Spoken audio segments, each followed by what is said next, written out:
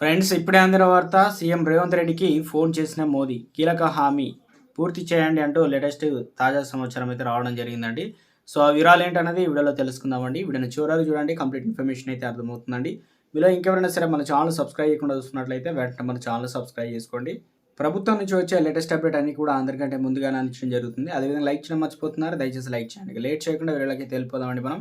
ముఖ్యమంత్రి రేవంత్ రెడ్డికి ప్రధాని నరేంద్ర మోదీ ఫోన్ చేశారు. నాగర్ కర్నూలు జిల్లా దోమలపెంటలోని ఎస్ఎల్బీసీ టన్నెల్ వద్ద చోటు చేసుకున్న ప్రమాదంలో ప్రధాని ఆరా తీశారు.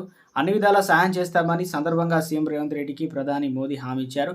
జరిగిన ఘటనకు సంబంధించి పూర్తి వివరాలు ప్రధాని మోదీకి సీఎం వివరించారు.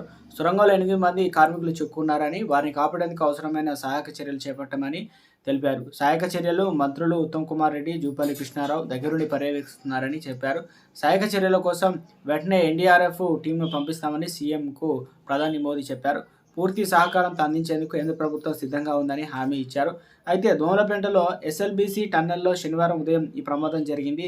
శ్రీశైలం ఎడమగట్టు కాల్వ టన్నెల్ 14 కిలోమీటర్ వద్ద సొరంగంలో 3 మీటర్ల మేర సైడ్ వాల్ కూలిందనమాట. దీంతో 2 కార్మికులు గాయాలై క్షతగాత్రులను ఆసుపత్రికి తరలించారు. ఉదయం షిఫ్ట్లో సొరంగంలో పనులకు 50 మంది లోపలికి వెళ్లారు. ఒక్కొక్కరికి 42 మంది సొరంగం నుంచి బయటికి వచ్చారు. అయితే మరో 8 మంది సొరంగంలో చిక్కుకుపోవడంతో వారిని బయటికి తీసేందుకు రక్షణ చర్యలు అయితే చేపడుతున్నారు. మరోవైపు ప్రమాద స్థలంలో మంత్రులు ఉత్తమ్ కుమార్ రెడ్డి, జూపల్లి కృష్ణారావు ఎప్పటికప్పుడు పరిస్థితిని అయితే సమీక్ష